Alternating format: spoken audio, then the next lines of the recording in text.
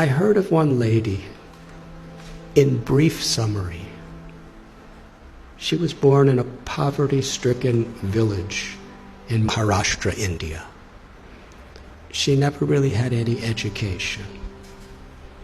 When she was a little girl and wanted to go to school, her family made her take care of the buffaloes. When she was 8 years old, she was married.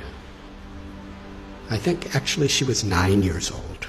She was married to a man who was about 30. By the time she was 19, she had 3 sons, and she was pregnant. A mafia type of person who was exploiting the people of the village was especially forcing the women of the village to work really hard and paying them practically nothing. And everyone was afraid. But Sindhutai told the local collector, who was overseeing the police, and that person was stopped from what he was doing. But he was so angry.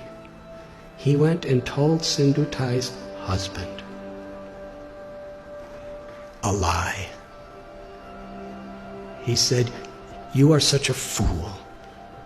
Your wife is having affairs with so many men.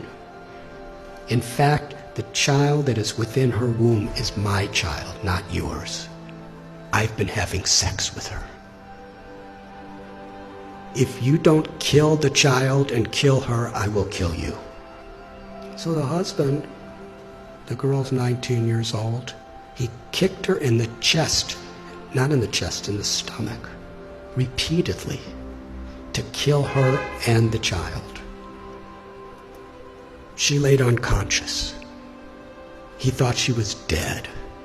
So he dragged her to a cow shed where a whole herd of cows are being kept, thinking that people will feel that the cows just trampled her and that's how she died.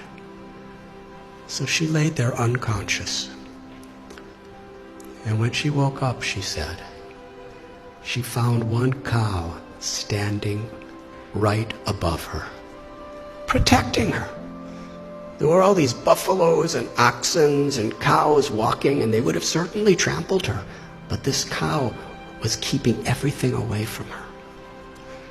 And even when the in-laws came to make sure she was dead, the cow chased them away with their horns and stood over her. She came to consciousness and gave birth to a baby girl under the cow. And she said she took a rock and cut her umbilical cord. Took about 20 slices to get free from it. And for hours and hours, the cow protected. And Sindhutai, when she got enough strength, she embraced the cow and promised, "As you protected me when I was in great need, I will protect others who are in need." It's a long story, but no one would have her back. Her own family rejected her, her biological family, because according to their tradition, once you're married, you could never come back home. A foolish tradition, as many are these days. In order to not be exploited, she was sleeping in a crematorium with her little baby child. And she would collect wheat that people would put around the dead bodies, and she'd mix it with water and cook it on the fires of the dead corpses. It became such a depressing life for her. She decided, I don't want my child to live like this. So she was going to commit suicide. She went to a railway track with her child in her arms and laid waiting for the train to crush them. But as she was laying there, she heard someone crying in anguish. So she got up and she found an old man who was crying out. He was crippled. He was very, very invalid. He was crying for some food and water, so she went and begged and got him food and water. And she was thinking that old man was the voice of God. She called Krishna. She said, was telling me that I had a higher purpose in life than to commit suicide. I have something to do, something to contribute to this world. But then later in the day, she was sitting in a field wondering, what am I going to do? I have nothing. I have no one. How can I help anyone? She was under a tree, and she saw that there was a branch of the tree that a woodsman with an axe had violently cut. The branch was just hanging by a single string. But that branch was giving her and her child shade. So she was thinking, this is the answer. However much I have been beaten down, still I could do something for others. So she started going and finding homeless, abandoned, orphan children. And she became their mother, taking care of them. Somehow or other, she learned how to sing really nice, and she begged with her singing, and she provided for them, and somehow or other kept them safe. And after some time, people saw what a difference she was making to so many people that they built an orphanage for her. Over the years, she said, she's had about 1,500 children, over 1,000 grandchildren. And she's made a tremendous difference in her life. All of her children have a great education. Many are doctors and lawyers and farmers, something she never had.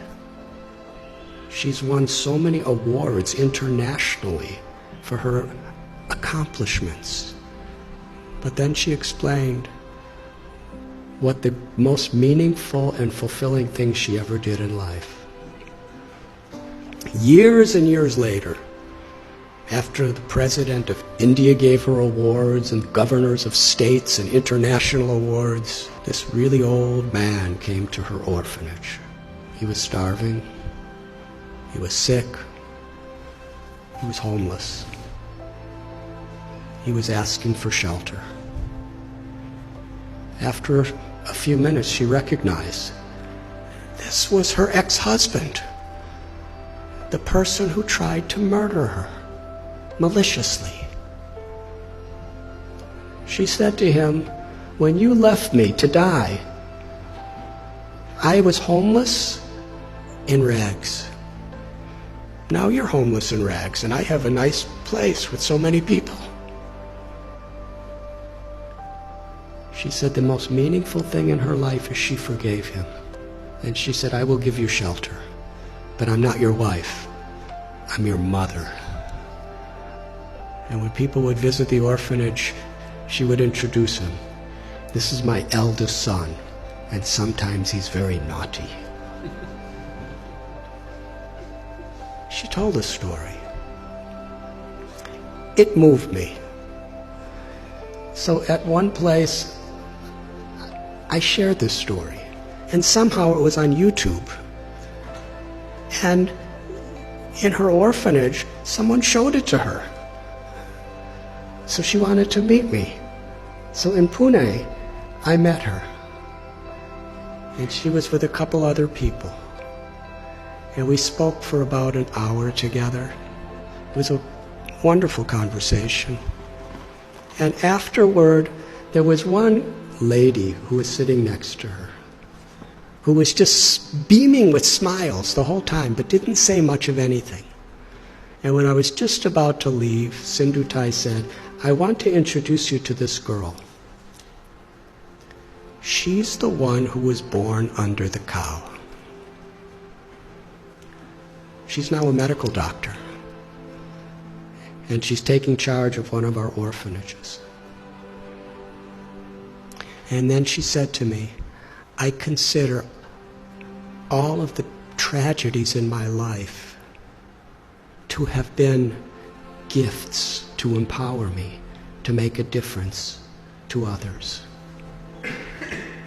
She considered it all the grace of God. She said, "My life has been a road with many thorns, but I made friends with those thorns, and my life became beautiful, and I could give beauty to so many other people's lives." That's one little example of influence without affluence. The power of compassion is far greater than anything that money can do. But when money and knowledge and strength and skills are built on the foundation of that compassion, then not only is our own life enriched beyond our comprehension, but we could make such a difference. We can have such an influence in the world. Each and every one of us, whoever we are. Because everyone is so inherently special. And nothing and no one can take that away from us, as long as we are aware. To be an instrument of compassion, an instrument of grace, is the true influence, beyond affluence. Thank you very much.